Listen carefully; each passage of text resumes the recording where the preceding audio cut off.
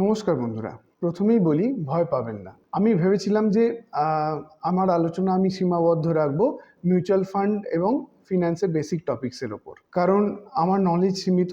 এই সীমিত নলেজ নিয়ে ইনফ্লেশন, ট্যারিফ, কোনো দেশের অর্থনীতি, এই সমস্ত জটিল বিষয়ে আলোচনা করার সামর্থ্য বা সাহস আমার ছিল না বলেই আমার মনে হয়। কিন্তু সেই সাহস জুটিয়ে আজকে এই বিষয়ে আলোচনা করতে এলাম। তার কারণ হচ্ছে মিস্টার ডোনাল্ড ট্রাম্প নামে এক ভদ্রলোক এবং তার ইম্পোজ করা ভারত সহ অন্যান্য দেশের ওপর রেসিপ্রোকাল ট্যারিফের ডিসিশন। তো আসুন আজকে এই ভিডিও আমরা আলোচনা করি আমেরিকার ইম্পোজ করা রেসিপ্রোকাল ট্যারিফের ডিসিশন এবং ভারতের মতো উন্নয়নশীল দেশের অর্থনীতির ওপর এবং তথা স্টক মার্কেট এবং মিউচুয়াল ফান্ড ইন্ডাস্ট্রির ওপর এর প্রভাব কীরকম পড়বে সেই সম্পর্কে। নানা দিক থেকে আলোচনার মাধ্যমে আপনারা কিন্তু জেনেছেন যে ট্যারিফ সম্পর্কে এবং রেসিপ্রোকাল ট্যারিফ সম্পর্কে। তবু সংক্ষেপে বলা যায় যে ট্যারিফ হচ্ছে কোনো দেশের থেকে আমদানিকৃত দ্রব্যের ওপর বা জিনিসের ওপর ইম্পোর্ট ডিউটি বা ইম্পোর্ট ট্যাক্স। আলটিমেটলি এটা প্রাইসকে ইনক্রিজ করে, কারণ ক্রয় মূল্যের ওপর এই ট্যাক্স ইম্পোজ করা হয় বলে প্রাইস বাড়িয়ে দেয়। আমাদের জানতে হবে কোনো দেশ অন্য কোনো দেশ থেকে আমদানি করা দ্রব্যের ওপর কেন ট্যাক্স বা ইম্পোর্ট ডিউটি বা ট্যারিফ বসায়। এর কারণ হলো যে সেই দেশ চায় যে তার নিজের উৎপাদন ব্যবস্থা যাতে সচল থাকে বা মজবুত থাকে। কারণ ট্যারিফ না চার্জ করলে বা ইম্পোর্ট ডিউটি চার্জ না করলে বিদেশি কনগ্লোমারেট বা এমএনসি যেগুলো আছে, যারা কস্ট অ্যাডভান্টেজ এনজয় করে, তারা দেশীয় উৎপাদন ব্যবস্থাকে সহজেই ধ্বংস করতে পারবে এবং দেশীয় কোম্পানিগুলিকে গিলে খাবে। আমরা যদি দেখি ভারত সহ অন্যান্য দেশ আমেরিকার ওপর অনেক দিন ধরেই আমেরিকা থেকে আমদানি করা দ্রব্যের ওপর ট্যারিফ বেশ ভালো হারে, উচ্চ হারে বসিয়ে আসে। আমেরিকা কিন্তু নিজের স্বার্থেই এই সমস্ত দেশ থেকে আমদানিকৃত দ্রব্যের ওপর ট্যারিফ প্রায় বসাতো না বললেই চলে। কিন্তু 2 এপ্রিল মিস্টার ডোনাল্ড ট্রাম্প, আমেরিকার প্রেসিডেন্ট, তিনি ডিসাইড করেছেন, ঘোষণা করেছেন যে ভারত সহ অন্যান্য দেশ যারা আমেরিকা থেকে আমদানিকৃত দ্রব্যের ওপর ট্যারিফ বসায় তাদের ওপরও আমেরিকা রেসিপ্রোকাল ডিসকাউন্টেড ট্যারিফ বসাবে। অর্থাৎ ভারত যদি 50% ট্যারিফ, 54% ট্যারিফ চার্জ করে আমেরিকার ওপর, আমেরিকা থেকে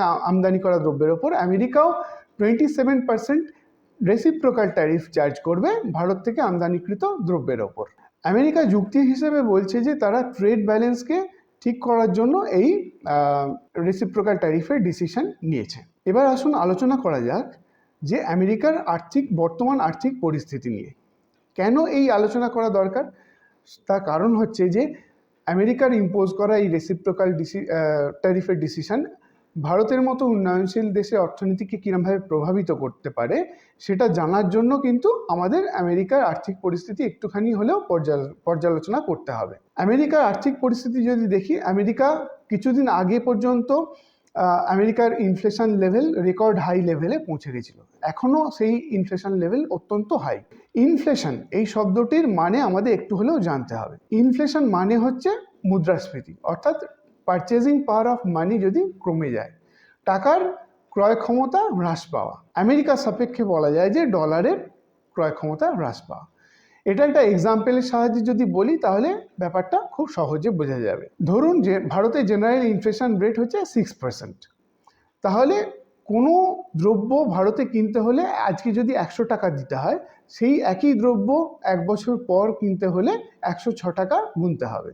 অর্থাৎ এখানে পারচেজিং পাওয়ার অফ মানি কমে যাচ্ছে। তো এই ইনফ্লেশন মূলত 2 রকমের হয়।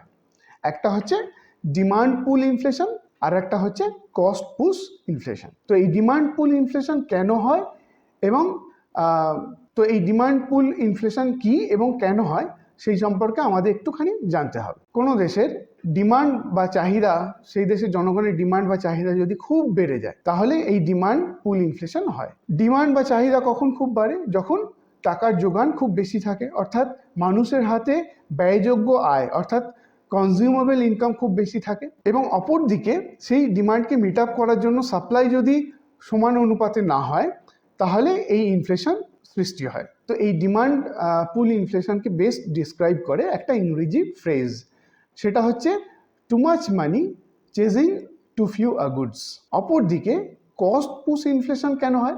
কস্ট পুশ ইনফ্লেশন হয় যে উৎপাদনের বিভিন্ন ফ্যাক্টর যেগুলো আছে, যেমন কস্ট অফ র মেটেরিয়াল, লেবার রেট, এগুলোর প্রাইস যদি বেড়ে যায়, কস্ট বেড়ে যায়, তাহলে আলটিমেটলি সেই জিনিসের ফাইনাল প্রোডাক্টের কিন্তু দাম বেড়ে যায় এবং এর ফলেও টাকার ক্রয় ক্ষমতা হ্রাস পায় বা পারচেজিং পাওয়ার অফ মানি কমে যায়। তো দুক্ষেত্রেই ইনফ্লেশন তৈরি হয়, সৃষ্টি হয়। ইনফ্লেশন যদি সৃষ্টি হয় কোনো দেশে, সেই দেশ কি চুপচাপ বসে থাকে? না, সেই দেশ চুপচাপ বসে থাকে না। তাদের হাতে অনেকগুলো হাতিয়ার আছে।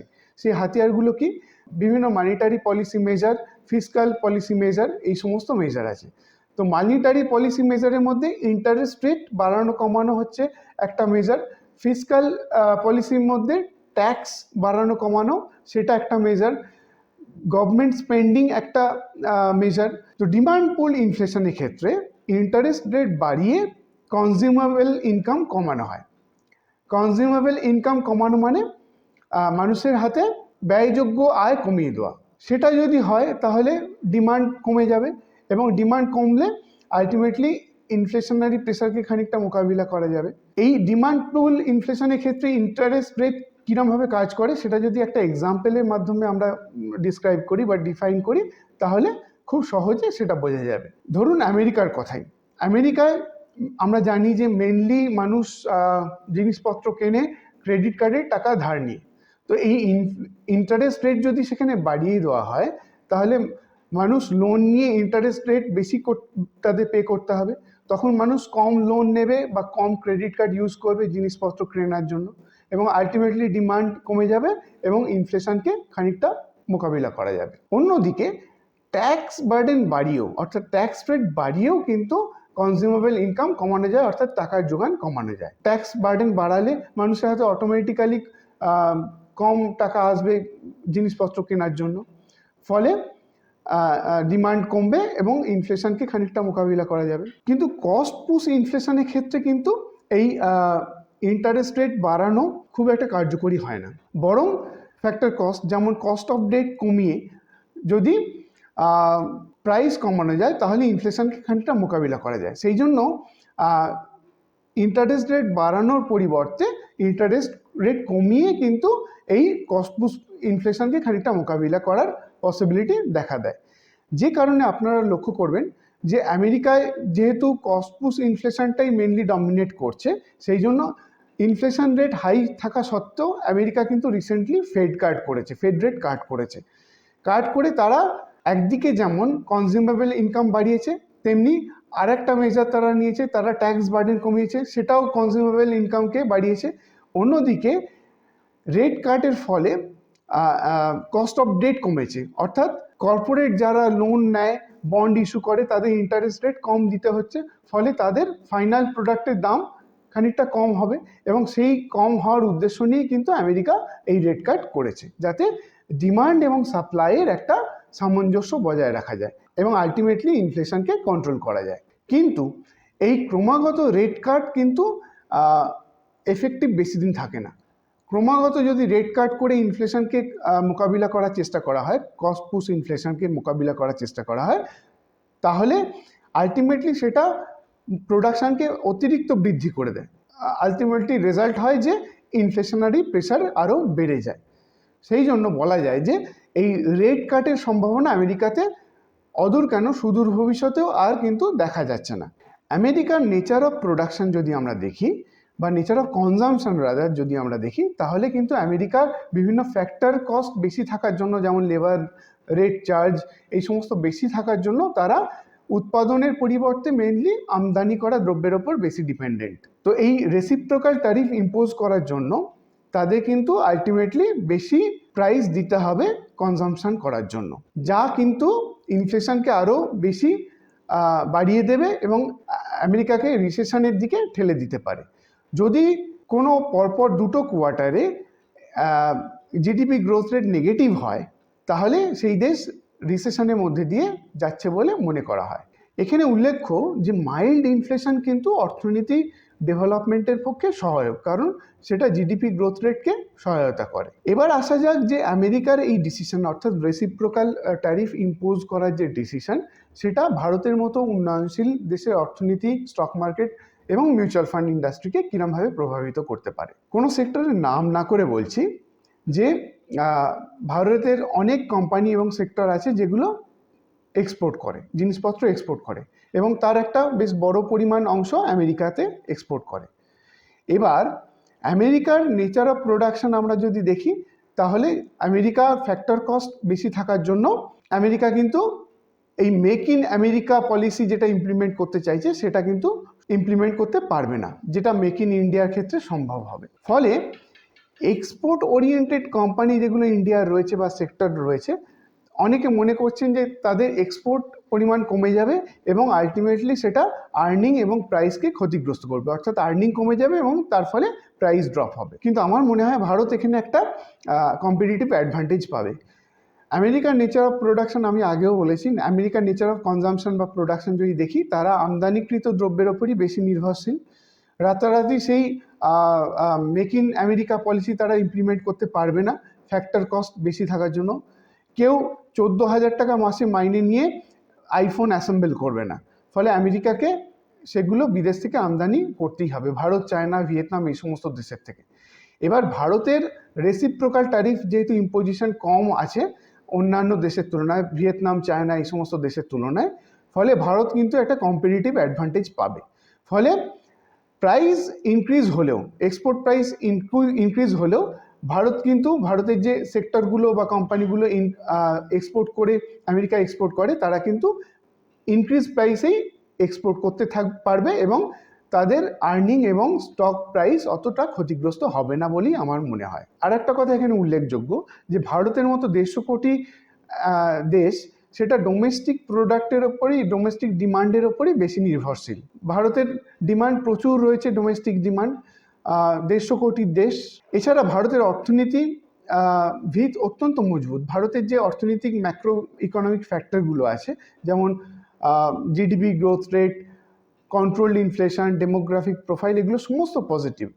ফলে এই যে রেসিপ্রোকাল ট্যারিফ ইম্পোজিশনের ব্যাপারে ভারত কিন্তু অতটা ক্ষতিগ্রস্ত হবে না। এছাড়া গভর্নমেন্টের কাছে আছে, ভারতীয় গভর্নমেন্টের কাছে আছে ক্যাপেক্স বা ক্যাপিটাল এক্সপেন্ডিচারের মতো হাতিয়ার। প্রাইভেট প্লেয়ার এবং গভর্নমেন্ট উভয়ই কিন্তু ক্যাপেক্সকে একটা মেজার হিসেবে ইমপ্লিমেন্ট করবে, যাতে ডোমেস্টিক ডিমান্ডকে আরও বুস্ট আপ করা যায় এবং জিডিপি গ্রোথ রেট, প্রোডাকশন, এগুলো যাতে কোনো রকমভাবে হ্যাম্পার্ড না হয়। বিগত কয়েক দশক ধরে আমরা দেখছি যে আমেরিকার জিডিপি গ্রোথ রেটকে ভারত বেশ সাবস্ট্যান্সিয়াল মার্জিনেই বিট করেছে এবং আগামী দিনেও সেটা করবে বলেই আশা করা যায়। এবং সেই পরিস্থিতি যদি থাকে, তাহলে এফআইআই, যারা ফরেন ইনস্টিটিউশনাল ইনভেস্টর, যারা ইনভেস্ট করে আমার আপনার মতো 2 পয়সা লাভ করার জন্য, তারা কিন্তু ক্যাশ নিয়ে বেশি দিন বসে থাকবে না। তারাও ইমার্জিং ইকোনমি খুঁজবে যেখানে জিডিপি গ্রোথ রেট বেশি আছে।